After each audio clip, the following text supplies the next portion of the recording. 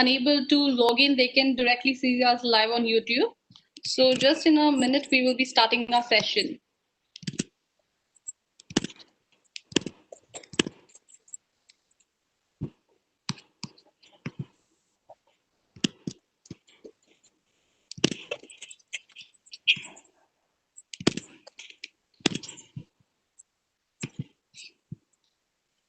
So I hope you did not find any difficulty logging into Cisco. It was comfortable, right?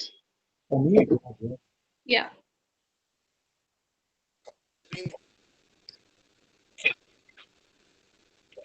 So we are, while we are talking, team is connecting with them. And also in case if somebody has any difficulty, they can directly see us live on YouTube. So we have made that option also available. So while we are talking, we are also live on our YouTube channel.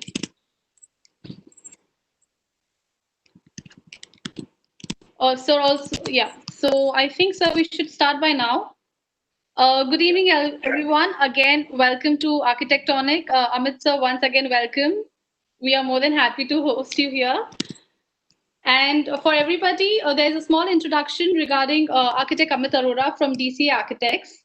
Amit Aurora studied architecture at the esteemed School of Planning and Architecture, New Delhi. 3 years after graduating in 1993, he founded Group DCA with architect Rahul Bansal. The firm was envisioned as a multidisciplinary integrated architecture and interior design solution firm and has to its credit today remarkable award-winning projects across diverse typologies such as residential, retail, hospitality, and workspaces. Amit's expertise lies in designing for the longevity of design aesthetics and functionality. He makes a conscious effort to use local materials and technology that reinforce traditional crafts while minimizing impact on the environment. Welcome once again, Amit sir. And yes, so over to Sameer sir. He would like to welcome you. And after that, we'll start with our session. Amit, very hearty welcome to you. This is for a session, and I think we had a lot of interactive sessions till now with all our audience and with all our audience, which is primarily the architect and interior designer. To look forward every Friday for this event where we are able to connect with the lead architect and principal architect across the country. Today's session where we are talking about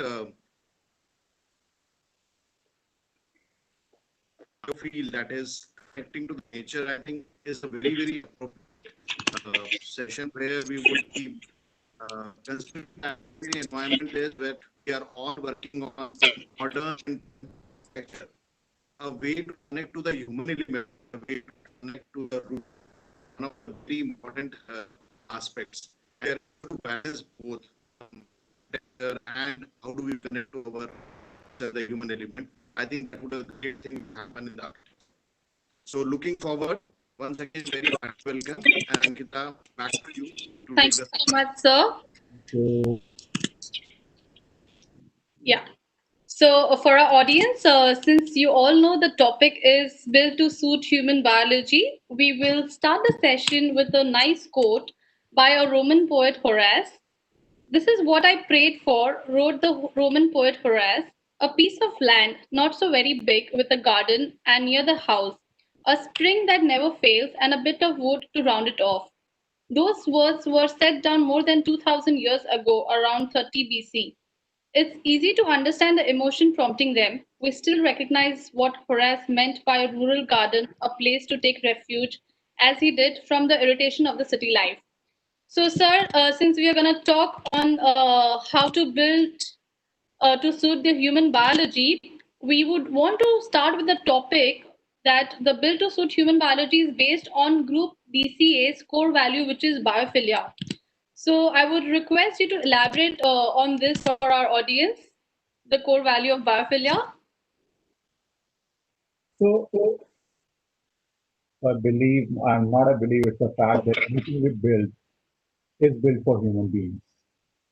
So to center it around human beings, around human health, around human behavior, about human well-being is a basic need and something which has always been followed throughout our history, across cultures, across geographies. We always built for human beings, right? There's nothing new there. There's no rocket science there. The basics. One big difference that has happened over the last 60 years is uh, that we are spending more and more time indoors, unlike ever before in history throughout our evolution and evolution ranging from millions of years of our genome, especially even the cell as we know it. So as we're spending more and more time indoors, we're getting more and more disconnected from the natural elements around it, which have been integral part of human beings and their development. And somewhere I think this was felt, and a, a social biologist by the name of Edward Wilson, I think in '84, wrote a book called Biophilia. He's the one who coined the term, brought the term into, and incidentally, his core specialty ended up being study of ants. But he's the one who brought biophilia into popular realm. He says it addresses the basic need of human beings to connect to nature, and and and as we progress more in our so-called development, I mean, there are studies, there are several of us who spent as much as 90% of our time indoors. And the quality of indoor spaces also has been changing with the advent of technology, with the advent of better climate controls, high rises. I mean, there are buildings now where windows don't even open. There are no windows to open. So you're spending time in very sterile environments, very artificial environments. And as I said, some of us end up spending 90% of our time indoors. Even residential towers today, I mean, worldwide they have been there for a while, and even in India now we're seeing residential towers where you don't have open windows.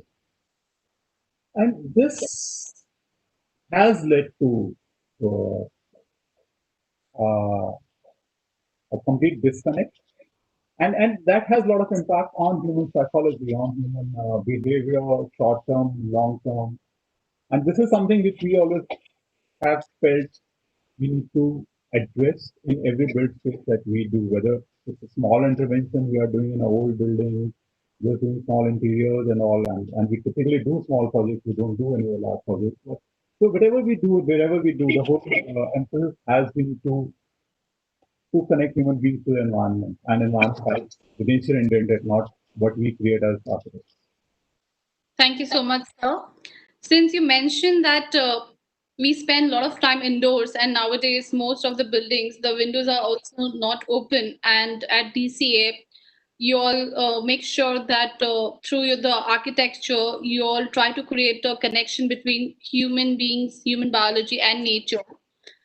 Sir, talking about that, according to you, what is the evolutionary interaction between human biology and architecture, especially designing workspaces? Since we are talking about it, and while you explain that, we will also showcase one of your project, which is the communic marketing solution, so that our audience can connect while you're talking. So, so this is a very interesting workspace actually. And when it comes to say the kind of again, as we spend many of us in urban environment especially spend a lot of time in our workspaces. Uh, and you're feeling like every day you get up, you come to your office, you spend your whole day there, and then you go back, and within a few, after every 2 weeks, you say, I need a vacation. And what is a vacation for? Vacation is to go and connect with nature.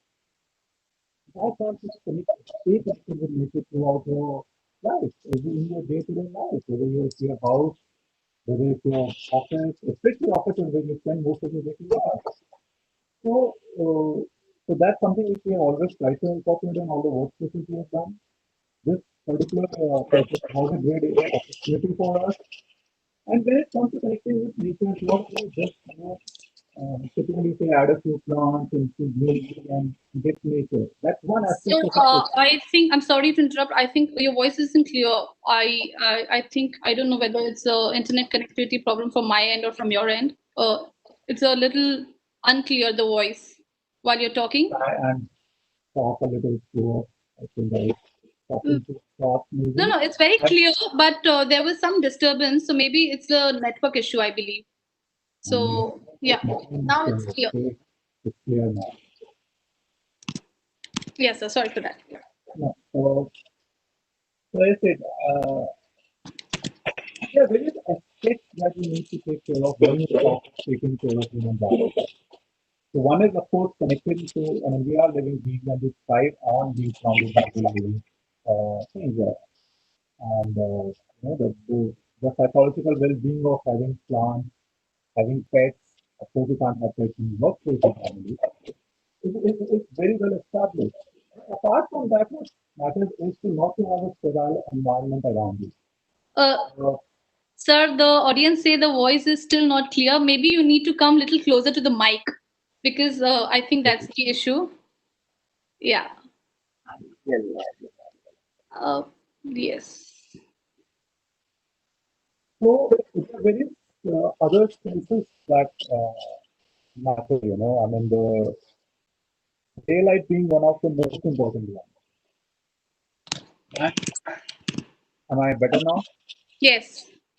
If you can incorporate daylight into your workspace, it can make a huge difference to human well-being. You don't tire easily. You're more productive. You're fresh throughout the day. I mean,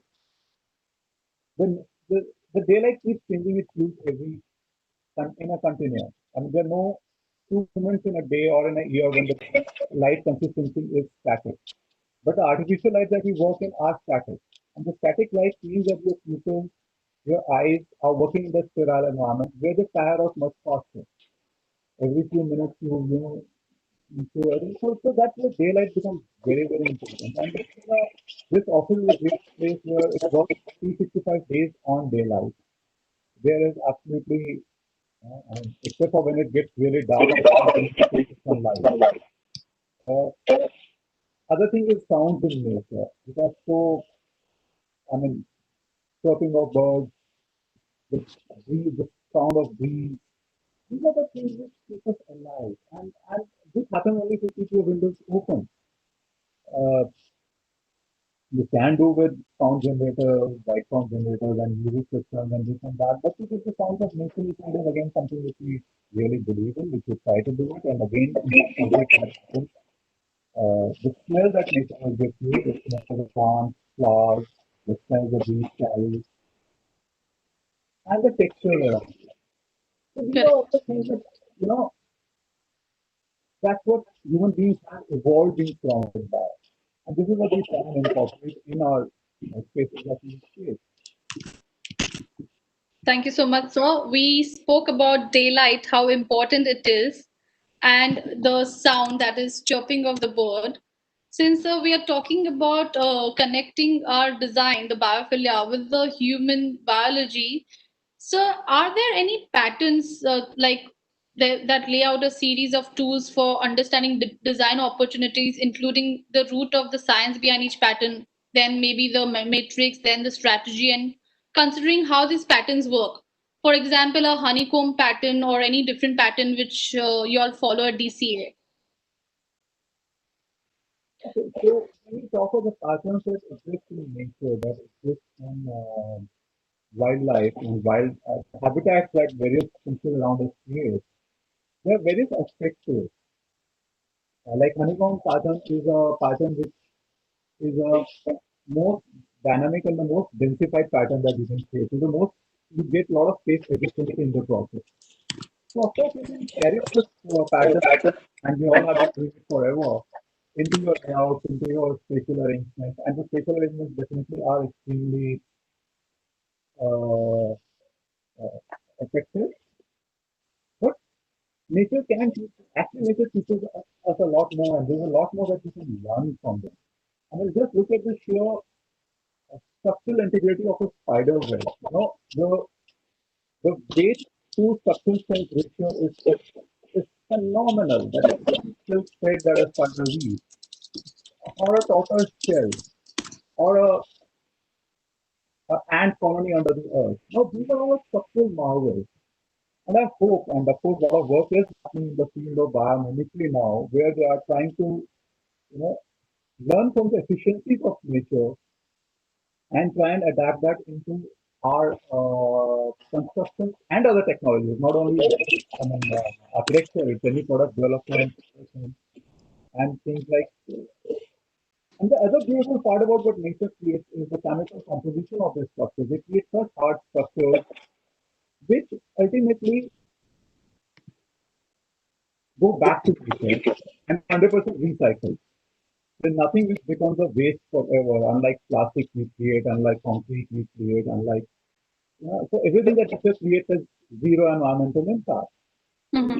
These are three things that we need to really learn from the structural efficacy that nature can teach us, and just to learn from their chemical composition and just to try to replicate that itself will create compounds for structures which will be super efficient and which will be 100% non-friendly and will really reduce impact on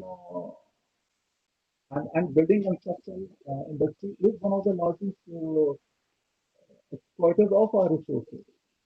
A lot of work is happening in that field, both in very initial infancy where we are learning new techniques, where we are experimenting more, and there's a long way to go, but there are great strides happening in that field. Thank you so much, sir. So we still have a message from on the chat. The voice is not clear, so it is. I think maybe if earphones or if you could come little closer to the mic, uh, because we get. So can you speak now? I mean, Is this better? yes, yes, much better. So much better. Yes, Okay, I'll it's keep my much distance. better. Yeah, okay, Yeah, sorry. because I thought it was an issue from my end because I wasn't able to hear you clear. This is much better. Okay, Prajesh, please confirm if this voice is better. I Yeah, hear me better Yes, now. much clear, sir. Yeah, thank you. I'll Uh, stick my yes, face close to the room. yes, sir. Sorry. I think technology we have to bear with it. Sometimes it No, works. no, I've been doing this earlier. It has worked fine so far. Probably some thing. I'm sorry about that. Yeah, no problem, sir. So we have a question from the audience regarding what we spoke right now. What may be the new substitute material in interiors which suits human biology nowadays? From So, Shiv Chaudhary. Shiv so, Chaudhary, sorry.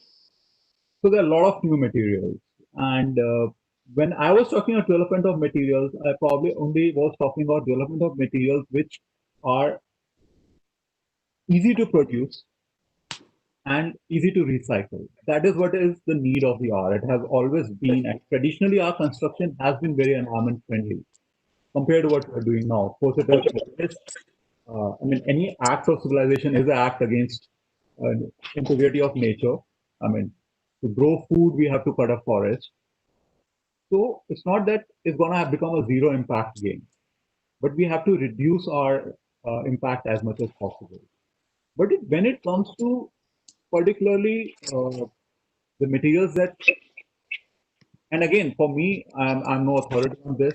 I'm learning as everybody else, I believe, and it's been a great journey over last almost 25 years, but it's a journey which continues, and every day is a new learning process. But one thing that we have learned in our experience, and we very strongly believe in, are the natural textures and natural materials. I would say texturization around us has it's been a part of human evolution throughout. I mean, uh, we talk about, I mean, go and play in a soccer field and especially on a rainy day like this, and there is, you're playing in, I mean, we grew up playing kabaddi and we grew up playing cricket and football in mud fields, right? And Yeah. that whole texture and most of the human habitats in India still have mud floors.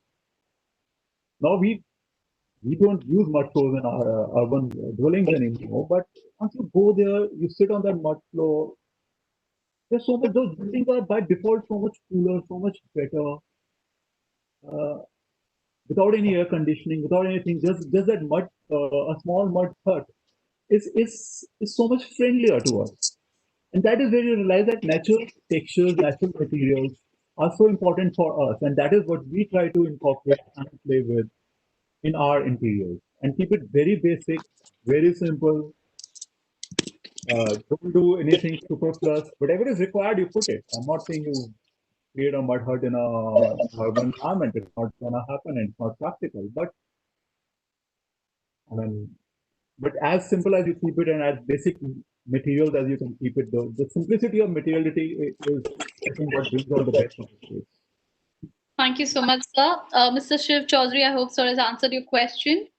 So, since we have spoken about daylight, how important it is to connect with nature and the sound, especially the chirping of the bird, and how important it is to keep it to the simple materials, we all would be excited to have a look inside the DCA studio, which is already structured in an existing old warehouse.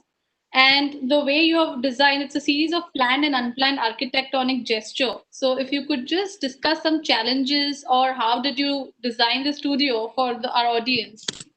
So, this is the DCA studio at Delhi Sultanpur Road, if I'm right. Yeah, it's on a road in Sultanpur. Yes. Yeah. So if you could just elaborate, since this we see it's been done in an old warehouse. So Vasan, just stay on this slide, and if Sir can just talk, since we've spoken about the daylight, and this is very soothing to the eyes. Maybe Sir would want to just elaborate for our audience how he's done up this fantastic studio. So I always say, I mean, while doing this studio, we had a great client, the most friendliest of clients possible, who did not stop us from doing it. And when I say that, it's like, so it was our team at that time was designing for themselves, and we all had a lot of fun doing this space. Uh, it's in the heart of the city, but as you will see, we were lucky to get this space, and we have so much greenery around a small little space. Again, a space which works purely on daylight, 365 days. Uh, it's only in winter evenings that our lights come on, or after sunset. You can just Uh, change the slide, Vasan. Yeah. so these are the series of meeting rooms we have in the studio.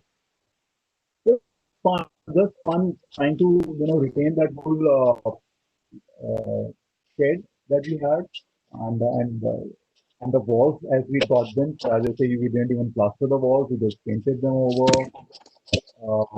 We created windows wherever we needed. That's one thing we did, and we did proper calculation for that. So it's very important to calculate your daylight in I think, and to get optimum daylight in all your workspaces.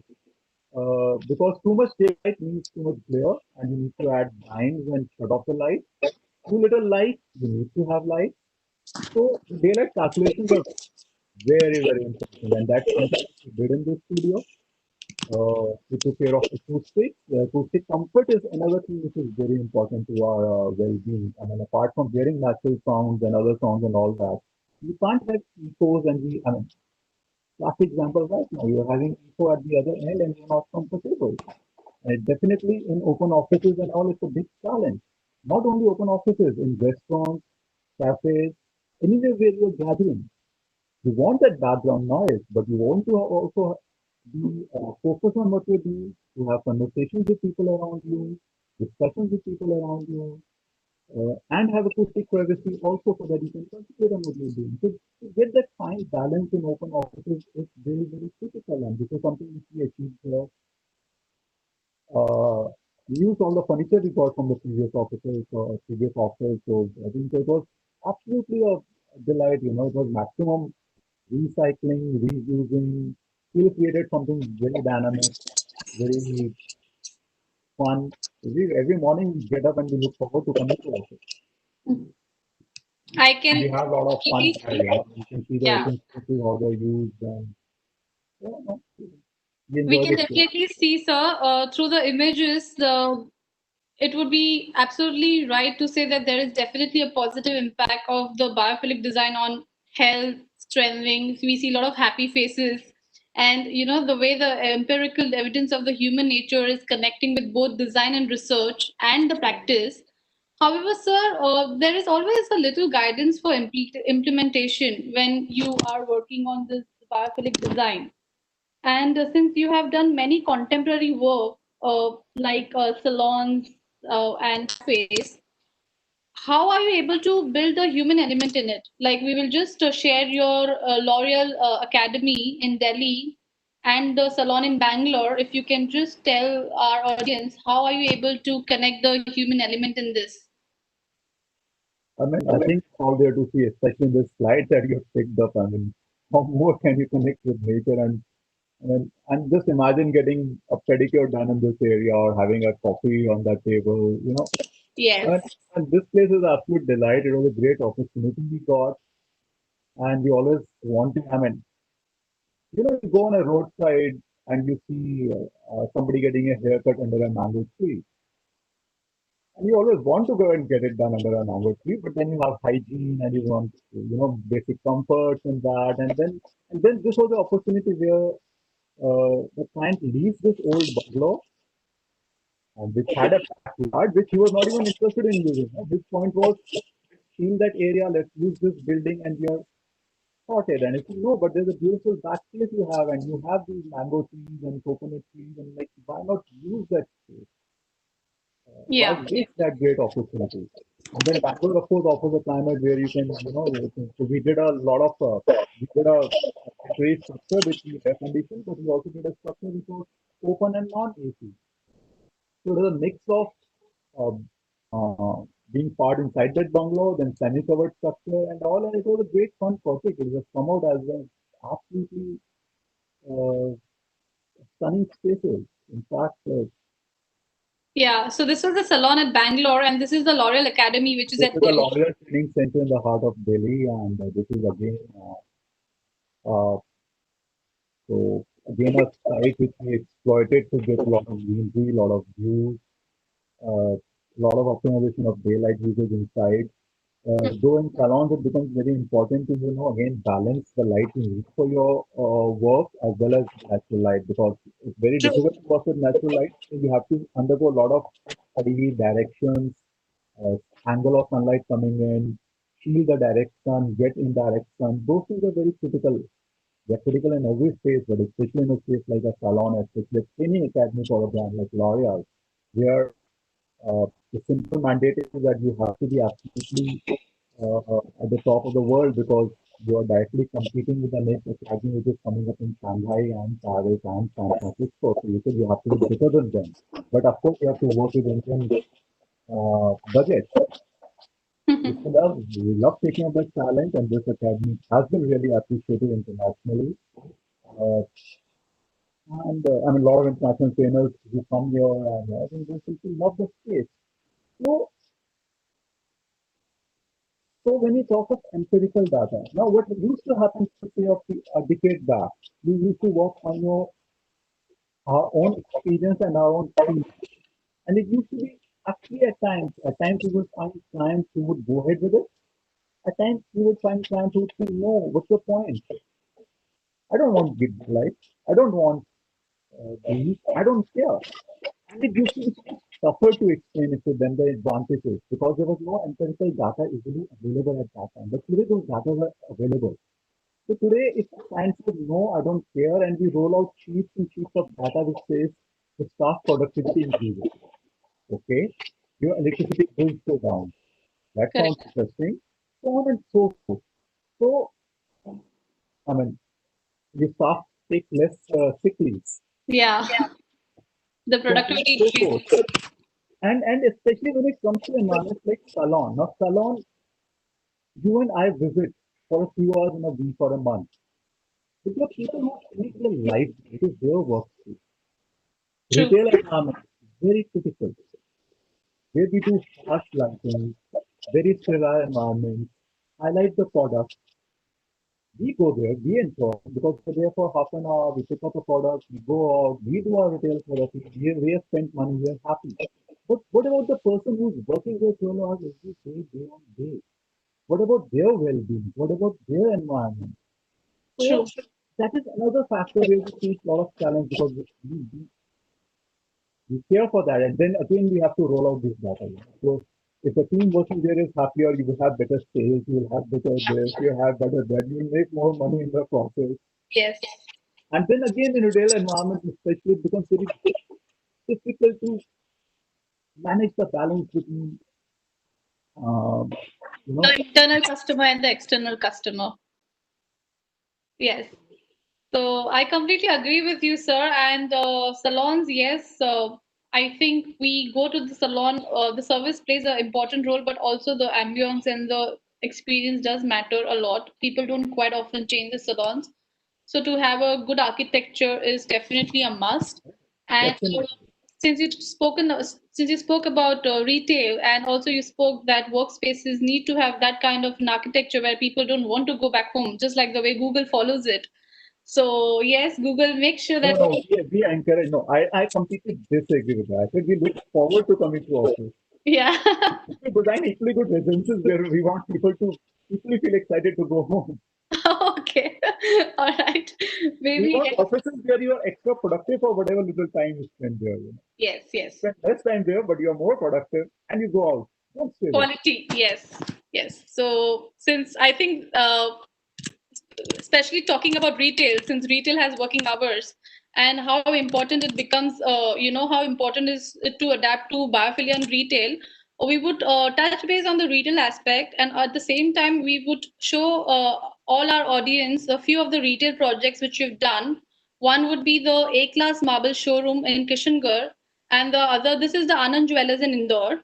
So if you could just speak on these, and so that they can relate to the how important the biophilia design is in retail.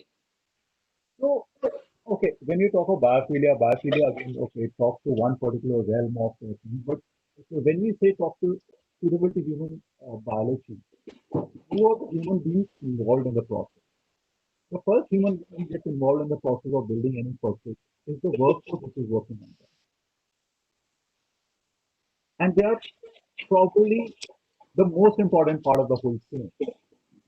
There are, of course, people who work there, then people who visit there, and Yeah. then, of course, the the promoters or the business owners who get money from there. So everybody involved in this whole chain is equally important, and this is what gets reflected in all the as a as an aspiration to do justice to all of them in an optimum way. So this is a project which is very dear to our heart, which I think is I mean it's just the sheer skill set used here. I mean everybody, even this project for that matter, this is of course A-class marble, which is meant to showcase marble. With the kind Yeah. of workmanship involved, I was delighted to work with those artisans, those craftsmen, and the immaculately executed details, to develop details with them. To work out with them, okay, we want to do this, how is the best way to do it? And here we come up with their ideas, their solutions.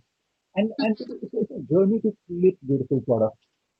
And this and that whole environment of challenging, pushing the human boundaries, uh, Correct. it's something excites us, like it gets our endorphins and hormones kicking, this is what we live for, to achieve something new, achieve something different, to try and do better than what we did yesterday. This is all Mhm. every human being strives for. And this is, as I said, to work with craftsmen is a great opportunity this profession offers us. And this is something which we have been very lucky to meet so many great craftsmen and create some great products throughout the uh, process and our journey of last 25 years. And these two projects actually showcase that in the hill. And of course, in the process, convey luxury and do justice to the business. And in the process, the business does well. And the business does well, and you're ready to, do a next project for the same time. True that. So this was what we spoke about the retail.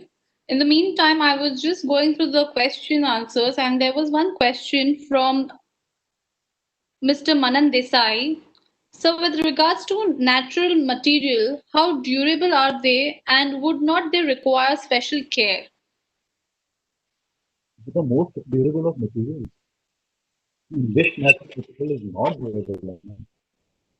I mean, stone, wood, what else is there? I mean, they are the most durable of materials. I mean, today we are going to a level where we are joining technology. And of course, there are wood structures which have existed for thousands of years, but today we are through cross-laminated timber and all. And the latest trend is to create high rises in wood, and there are one in Sydney, couple of them in Europe, which are already pushing the boundaries. I mean, 60, 70% of all structures in wood today are a given. And uh, and the beauty of these materials is that, I mean, the net store of carbon dioxide, right? I mean, what more sustainable material can you have? So as long as it is not coming from the Amazon rainforest and illegally sold there, but uh, to get properly sourced wood, resourced wood to sustainable reforestation, to use technology to treat it, to strengthen it further, to optimize the strength of wood and use it, and these materials have better life than any artificial material that you can think of. And it's not that against technology or I'm against using new material, but I said a lot more work needs to be done there to make them reduce their environmental impact. Thank you so much, Mr. Desai. I hope sir has answered your question. Sir, we spoke about daylight. We saw your Laurel salon, how you've played with the greens and how it's been soothing to the eyes. So it's quite we've observed that the green spaces can improve an individual's self-esteem and mood. At the same time, the presence of a water body can have a And, relaxing and effect. all of them, and they reduce long-term stress levels. Uh, I mean, there are a whole lot of empirical studies of the health benefits of connected with nature and all. You know? I mean, throughout the lockdown, everybody was talking about that. Throughout the lockdown, how people have not been able to go out into nature, how it's important for kids to go and play out, how important it is for elders to go and exercise in the open. Correct. Everybody has been talking about it in the past few months. So, and we have all felt that to some level or the other, to different degrees individually, maybe, but we have all realized how important it is to connect with nature. Now imagine having so another typical problem faced was that we should not work with air conditioning. Now how can you not work with air conditioning in spaces where you can't even open your windows? Correct. That itself defeats the purpose, right? And that itself is a big learning lesson for everybody. Was reduce your dependence on air conditioning, have passive cooling systems integrated, have natural ventilation integrated into your building. It's a must. Correct. So all this is a must, that is the natural ventilation and everything. But sir, is it not true that just adding multiple biophilic strategies just for the sake of diversity may backfire unless they are integrated and supported with a unified design intent? Like having a water body which is very soothing and relaxes you at a school or a college may, so what's your take on it, sir? Is it that it So might doing backfire sometime? anything for the heck of doing it should Yeah, never be done. That's a basic rule of designing that I believe. There's one particular quote by a French man years ago, which goes something like, I mean, it's a part of our profile, it's opening sentence and normally uses that. A good design is when there is nothing left to be taken away from it. Anything which has anything superfluous around it is a waste, is a given. So the point of doing something to suit human biology is simple. Don't do anything which is not required. You correct. should eat as much as you are hungry, right? You shouldn't eat just for the heck of eating and keep stopping yourself. And we all know what happens after that. Yeah, It is always to strike that balance, never overdo anything. And that's what human biology means. To sleep in the right amount, to work in the right amount, to run in the right amount. I mean, to over exercise, overrun, you end up injuring yourself. You do underdo it, you end up harming yourself. You undereat, you have malnourishment. You overeat, you have malnourishment. So human biology is about creating an optimum balance, and it differs from individual to individual. Like every individual differs, every space differs, every context differs. So in our history, throughout our build forms, we have never done one formula fits all. Every house would be different. Every village, every district, every state, as long as geography comes, your solution will be expensive. Correct. Now you will not build anything in Ireland as you will build in Delhi. But today you want to pick up an Irish villa and say, or a Scottish villa and say, I want to repeat it. Or a Tuscany villa, I want something like this in Gujarat. I mean, how ridiculous can that be, in my opinion? Yeah. So you have to relate to your concept. Every good solution has to be customized. It cannot be one size and formula fits all. And this is what is happening to 90% of the build firms across the globe. I mean, you pick up any building from Shanghai and you can put it in Dubai. Pick it up from Dubai, you can put it in Bangkok. Pick it from Correct. Bangkok, you can put it in Mumbai. Pick it from Mumbai, you can put it in Jaipur. And why and how? And how can that be a right solution? Yeah. So it's good to get inspired, but plagiarism always backfires, so you can't copy paste It's it. not alone. It's a question of, I mean, again, I always say there are only 7 notes of music. So you have to get inspired and you have to. It's a question of doing it sensibly and doing it right. You always are getting inspired from what has been done. And there's no point of reinventing the wheel. The only difference between animals and human beings is that we can take the knowledge which has already been accumulated and build on it. You don't have to start from a scratch.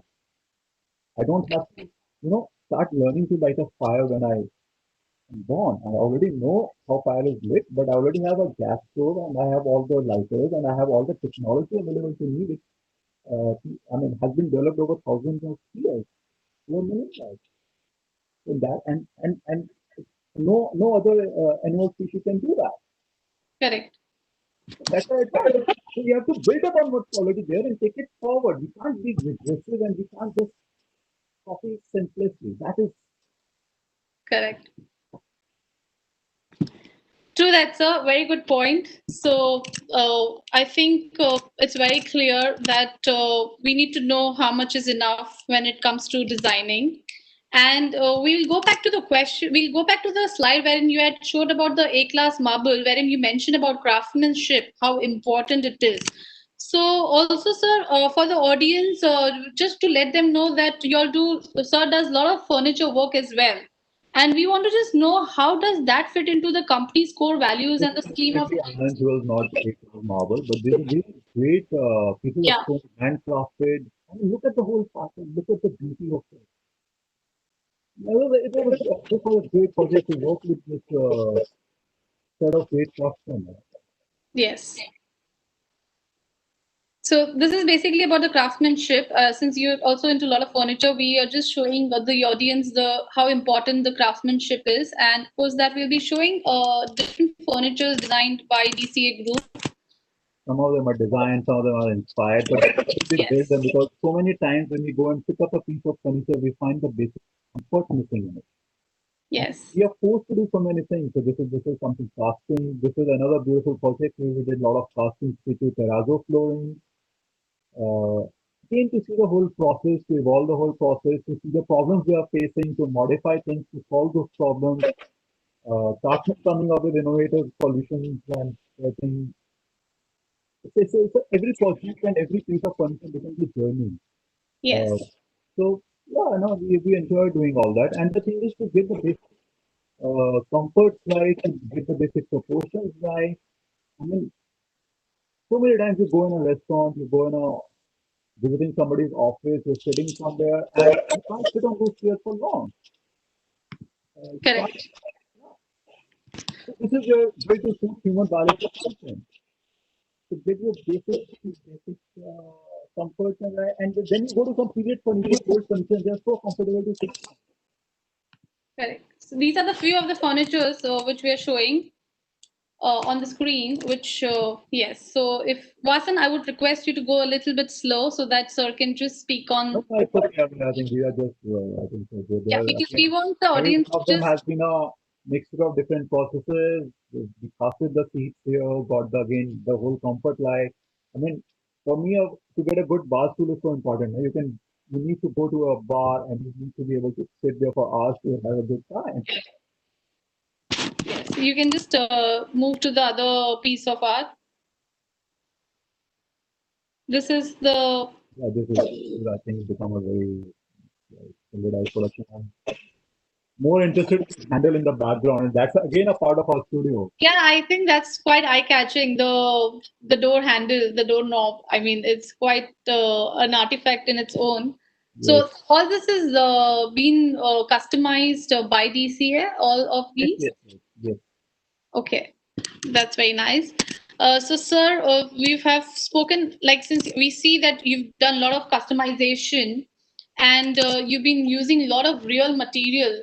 So, and also since we had a All question, materials are all materials are real, yeah, natural materials. natural, yes. So, sir, just want to know for the benefit of the larger audience, real materials are preferred over synthetic variations because the human receptor can tell us the difference between the real and the synthetic ones. So, minimally processed material from the real nature are preferred whenever possible. And I believe you have done something like that in a traditional switchboard, which we would like to show.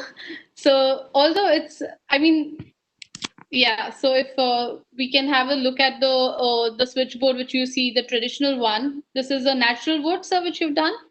Yeah, so this was a very interesting project actually, and it was done in a building which is a 100-year-old building, and and when we were trying to recreate everything from that era, so a lot of furniture was old furniture we sourced from that era. So it was like also how the switches were done in those times, and these are the kind of switches I remember having in my grandfather's house when I used to visit that.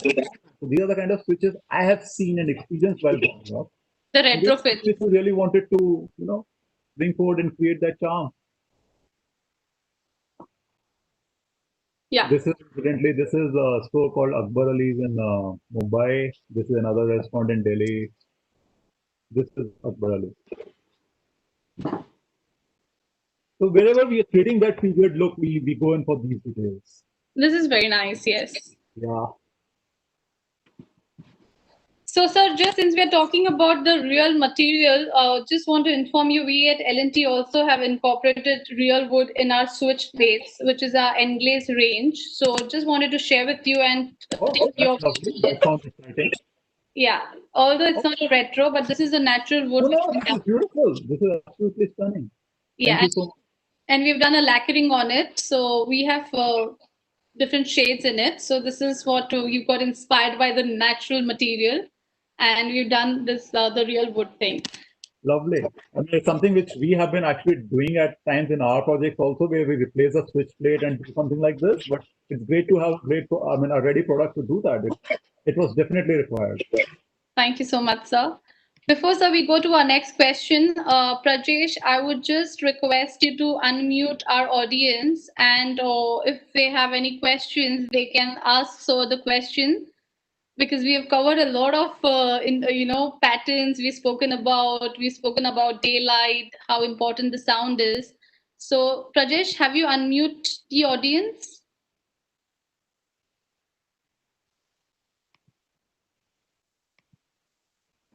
I'm actually not able to unmute all of them. If anyone has a question, please unmute.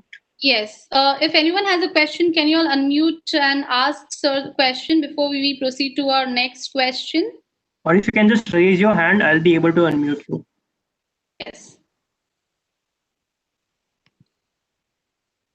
Because I did see a few questions over here on the Q&A. You all can ask sir a question.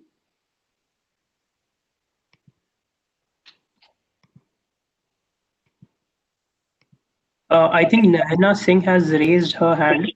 I'll just unmute you, Naina, if you can. Yes.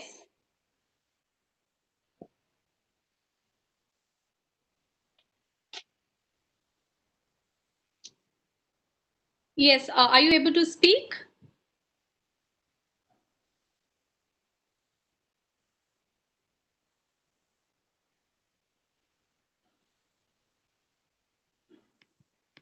Uh, Okay. Ms. Singh, are you able to speak?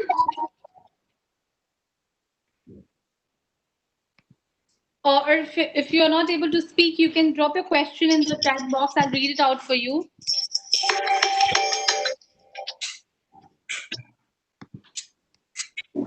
Prajesh, I don't think so. Yeah, I think we should just take the questions from the chat box if that's okay. No problem. Sir, we'll continue with our other questions, sir.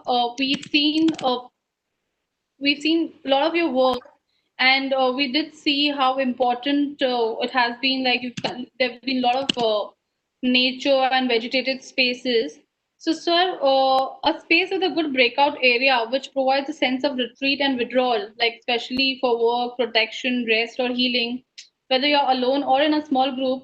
So, according to you, how important is a breakout space in any urban design, or even for that matter, even in a residential space, a breakout area? So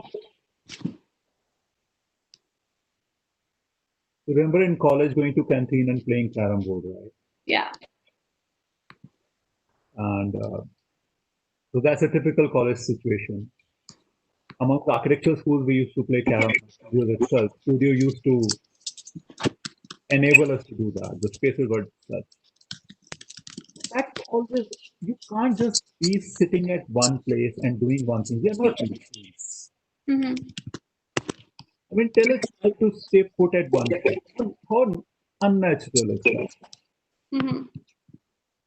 And traditionally, our craft, our professions enabled us to keep moving and keep agile. And nobody used to look for a particular breakout space. It used to be part of a lifestyle, the part of working. And and then you used to have town squares or sofas and so on and so forth. So right from urban level, your day-to-day life, you'll always keep moving from one place to another place for a different activity, even if it's part of a single chain. That's how human beings are supposed to live. Mm-hmm. So call it a breakout area, call it a just a I mean, breakout area is a very fancy term to use these days and looks good on plans where you have a few things. But so yes, they're a very integral part of our lives, and every space or every activity should or every space should be designed in a way where you can keep moving around. You don't have to get static and get fixed to a place. That's not for your health, mental, physical, so on Correct. and so forth. Again, something again, these are the terms which have become very popular over the last 10 years.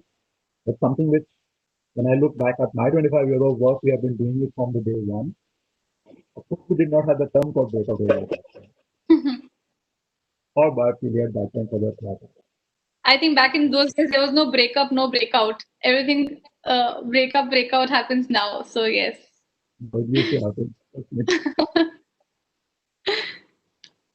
Yeah. So yeah, no, they're very integral. They're very integral to our behavior and to our well-being. So we have a question from the audience. When we do environmental friendly design, how do we incorporate seasonal changes, especially in the eve of global climate changes? By Harish. No, seasonal changes have to be incorporated. I mean, you cannot design a building for summer and say it will not work in winter, or Mm-hmm. vice versa. Uh, Especially in an environment like Delhi, and within India, every zone has different challenge. That is where I say context becomes very important. You can't design a building in the hills the same way you design a building in Rajasthan.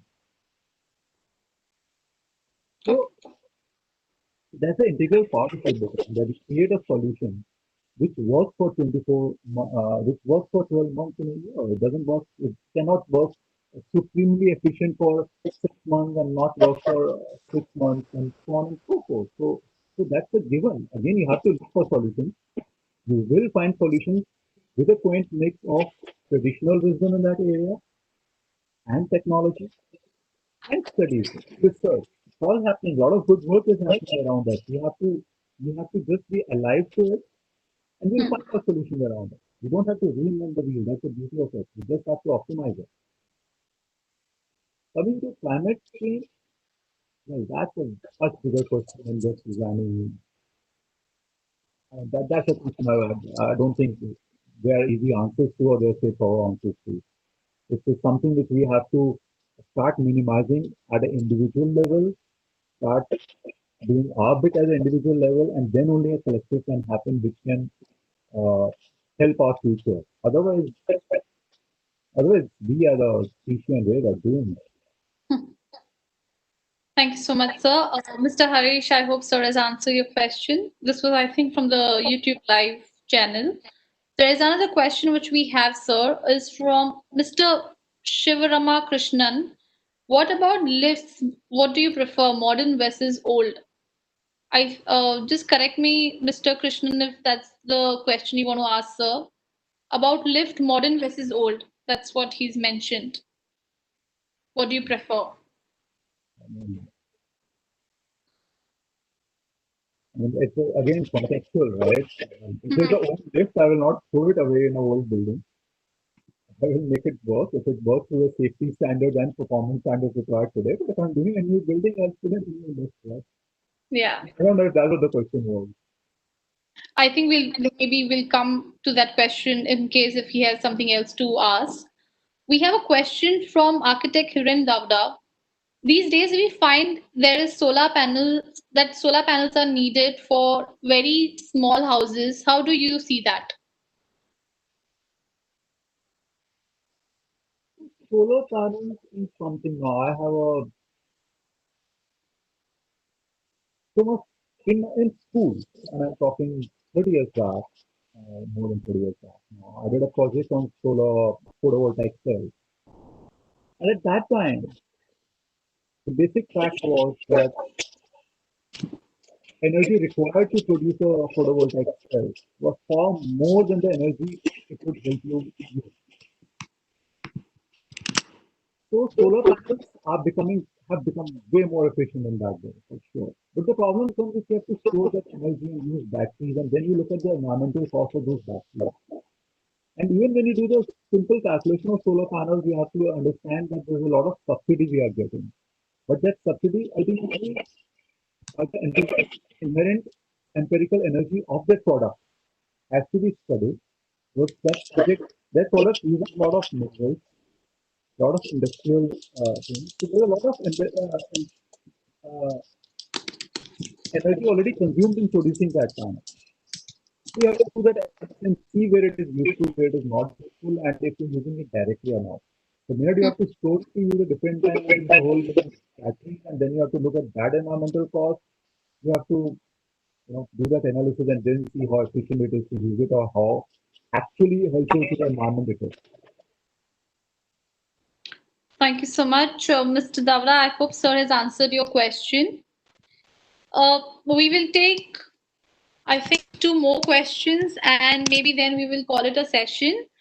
Uh, we have a question from Miss Ashwini regarding to residential interiors. Is it okay to convince customers, clients to go with eco-friendly minimalism material? And so while you answer this question, I would want request Vasan to just pull up a residential image of Sir's project so that Sir can answer this question regarding the residential. Yes, so Uh, okay, so I will answer this question at multiple levels. Firstly, it's a very this project is hardly minimal, but yeah, I mean, I just wanted to show this since we're talking about residential. it's an interesting project and very close to our heart uh, where we use and we had fun doing this project. We look at the flooring.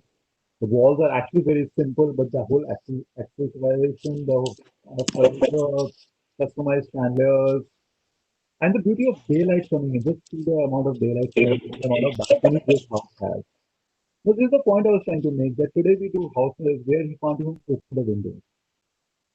Uh, we build so close to our boundaries. We build so close to the next building. We hardly, the whole thing has been to make bigger bedrooms. And then I ask my clients, why do you need such a big bedroom? And then Mhm. you live there for a few weeks, and after every few weeks or few months, you say, I need to go for a vacation because there you want to go and sit in a balcony and enjoy the trees around you. Why shouldn't you have that in your own home? Why should you need to have a vacation to sit in a balcony and enjoy your tea or your evening drink there? why should you make big bedrooms and big houses?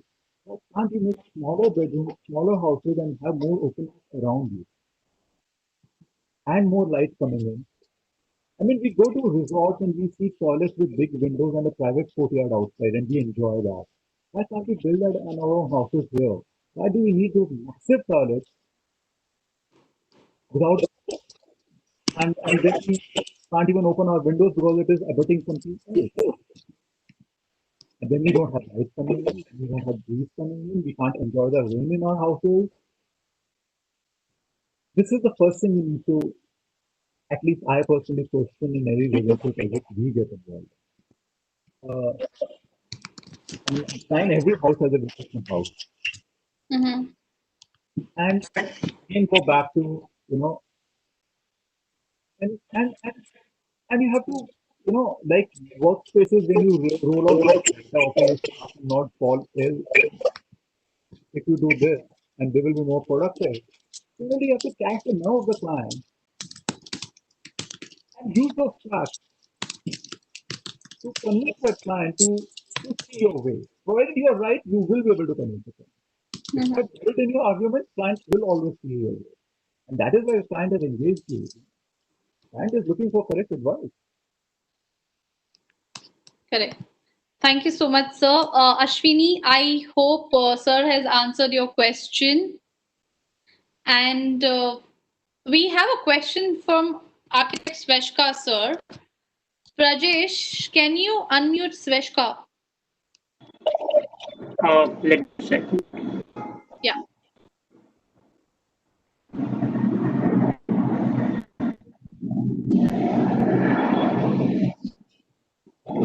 Yeah, she's unmuted now. Hi, Sveshka. Hello, Ankita. Hello, sir. It's a complete delight to see your projects wherein you have integrated so many natural materials. I hope I'm audible. Yes, Very yes. loud and clear. Yeah. Sir, I just wanted to have your opinion on, the designing aspects wherein we talk about in some cases we try.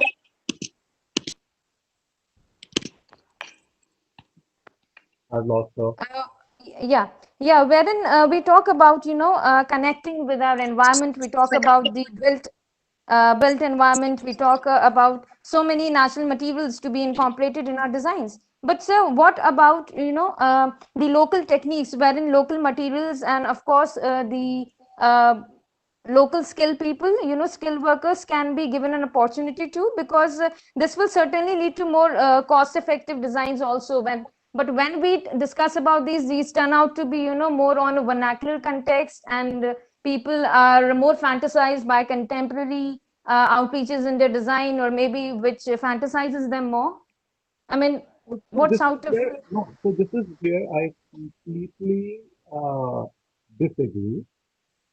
And Mm-hmm. it's learning. It's my view and my opinion that what the world needs today, and I'm talking of across Mm-hmm. the world, across the regions, especially the developing regions, be it in Exactly. Africa or Southeast Asia, Australia, or Latin America. Mm-hmm. We need to develop contemporary products Mm-hmm. using traditional skills and crafts. Mm-hmm. That is what we aspire to do in most of our projects, and that is what brings out context. That is Mm-hmm. what brings out the individuality of that project, Completely. Yeah. and there's so much you can do. I mean, a very simple example I'll give you, which has become, of course, very common, is carpet, Yeah. Mm-hmm. uh, sarees, Mm-hmm. textiles. Mm-hmm. That is where a lot of people have done good work, and you're Mm-hmm. using hand-woven carpet to create contemporary design. Yeah, exactly. In some or the other way, yes, we are So, taking part. so Yeah. most of our work is very contemporary. We don't do Mm-hmm. vernacular. I mean, we work Mm-hmm. in very urban environments. We work and very dense urban environments. Yeah. So I don't think any of our work can qualify as a to be called vernacular work. We haven't had that luxury or opportunity, to be honest. It's not that I would want to, but we haven't had that luxury or opportunity. Simple. Most of our work is very contemporary. Yeah. No? Sir, We use I'm lots of traditional and local skills and crafts. So that's extremely important. keep those skills alive, to keep those crafts alive, and that is what creates unique solution for us. I'm not doing any favor to them. I'm doing a favor to myself and to the purchase. And they are doing a favor to me by offering their skills to our purchase. Exactly. So So this is what I yeah. So what I actually wanted to know, I'm not saying that your projects, are no, what I'm vernacular saying or is not. we, Yeah. we typically use a lot of local skills and local craftsmen in all our work. Yes, indeed. And I would also say that artifacts and so many other materials in some other way are always part of as an elements in our design. Like we do incorporate them. But sir, I just wanted to have your opinion about, though we are in urban, dense urban areas, and we had been using them passively in some or the other way, have been providing them opportunities to. But do you feel that in some other areas, or we need to encourage more of such techniques on a larger scale? I mean, more reliability could be on, or a more wider scale, I would say, rather. So I this mean, is we can where, openly. Hmm. no, so I fully agree with that. And this is where I specifically took the example of sarees and carpets only for one Mm-hmm. reason. That there are so many examples where people Mm-hmm. have worked. So what happens is that when we are using local craftsmen, we are using local craftsmen still in an urban environment. So there's still a migration happening from rural to urban.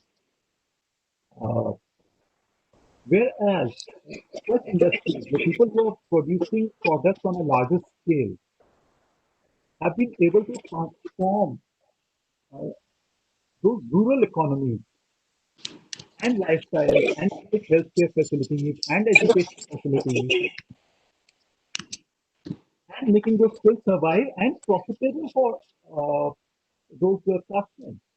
So, so it's important to use those products. Now, I can't go into manufacturing those products in I think I don't have that skill or bandwidth, and that's it's beyond my capability. Though I would love to do it, I, Mm-hmm. it's not something I'm doing. But I source products from them.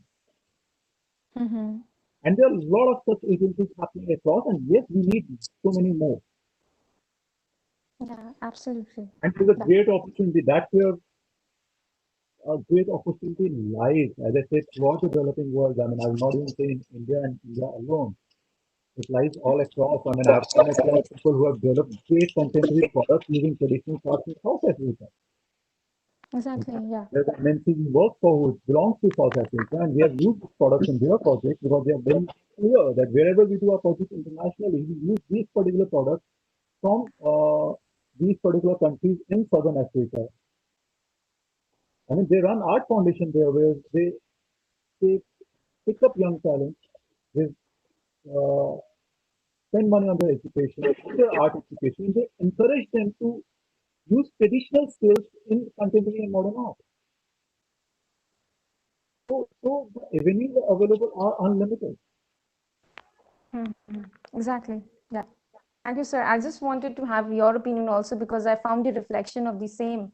And that was indeed very inspiring, because also as in I'm in academics, so there's in very at initial stage there's a subject like environmental science and architecture, and when we start with the prospect, they tend to derive questions that why we actually need it. So I asked my students to be part of the discussion, because they would be certainly relating to it, how we can incorporate it in some or the other way in designs. It is good because the young crop of architects who are getting out and they haven't even studied basic climatology in school. They have not designed a single building where they have considered sun movements. I mean, whether the building is oriented towards north or west, it's designed the same way. I mean, housing projects where they have the same building block turning 90 degrees all across without any consideration whatsoever to climate that we live in. And that is so disheartening in what's happening to education. I mean, I'm sorry, but most of the cases that's what we come across now. So please incorporate this in your education. And this, if you want, you can always pick up a class for your students. I can talk to you. So that's why I've invited them to the session, and I totally agree to what you said. And yes, efforts are being made to not dishearten such such efforts which are being done by architects in sync. Because yeah. Thank you so much, sir. Thank you, Sveshka. Thank you so much, sir. I think it was quite an interactive session, sir. And we've been having a lot of people viewing this live on YouTube, as well as we have a lot of people joined in with us over here. So, sir, once again, we would like to thank you so much. We have covered a lot. I mean, this topic, when we decided, like the human biology, we did not know that there is so much to talk about and cover, like, so from patterns to the daylight, how the elements, unknowingly affect the human biology. So, yes, so it has been a very interactive session for all our audience. And once again, I would like to thank you. So I would just like to, I forgot, I should have mentioned that earlier. The community office that you shared earlier. So Should I after put 1 year, the community office that you shared earlier, after 1 year of operation, we did an energy analysis of that office. And so the energy bill was literally 50% of a comparable built space in that environment. So if you were to design according to climate and according to rating, you can save so much energy in your operation. Yeah. So, and be it a house, be it a restaurant, be it any space that you're building, you end up saving so much if you are just honoring the context you're building in. Context from outside, from within, so on and so forth. Basics that you need to go back to and always keep in hand along with technology and ecological advancement. That's I think. Thank you so much for having me. So Thank you we so have much. a request from the audience. One last question, if that's okay with you to take it up. Sure. This is a question from Mr. Shiv Chaudhary. Sir, how do you react on materials ready to use imported from China like countries? As present scenario, a lot of consultants are leading towards this type of approach, not preferring the local products. So, so in my college, during my dissertation, my guide told me to read a book called Small is Beautiful by Schumacher. And there's a line there which says, uh, efficiency of products made by masses versus products which are mass produced. So it's a much wider topic, not easy to answer, not one solution that fits all. But that is where I feel you start losing the context. Of course, you have to find solutions which are equally financially viable. Nobody is going to spend extra money on anything. That's a given, and one should not. So, to be frugal is extremely important, especially in a country and environment like ours. But considering the way we are exploiting our resources worldwide, it is extremely prudent that all of us are frugal in all our work, in all our lifestyles. Having said that, context is extremely important as I've been saying. So it's up to you as an architect, as a specifier. But how do you, I said, if you're convinced about what you're doing, if it's coming from your heart, you'll be able to connect the other person. And maybe actually it's better to use product from China. There's nothing wrong if that project is more efficient, better solution for the product. I mean, as I said, there cannot be one formula fit all. So at times it's required, it's required. If it's a optimum solution, sure. If it's not, if you're convinced it's not an optimum solution, you'll be able to convince the other person. Thank you so much, sir. Thank you. And yes, so we have had a really interactive session. So once again, I would like to thank you on behalf of L&T Electrical and Automation Thank for you. joining us It on was the a session. pleasure and thanks for all the work that you did. I know you did a lot to talk to me. So Wouldn't have been possible without your I really support, sir. appreciate that. Yeah, wouldn't have been possible without your support. And thank you again, everyone who's joined us. We have also Samir sir would like to thank you. So yes, over to Samir sir. No, I should thank him. Yeah. Yeah. Ankita, am I audible? Yes, sir. Okay, just thank you, Mr. Amit. Thank you. It was really very nice and invigorating session, and now more connected to nature and the human elements better. So I am very sure that the whole audience which we had would have been really excited and has actually had a lot of takeaway from the session. So thanks a lot. Thank you so much for having me over. It was indeed a pleasure. Pleasure. Thank you. Pleasure is ours. Thank you very much. Thank you so much. Thank you, everyone who joined us, spending your Friday evening with us. Thank you so much.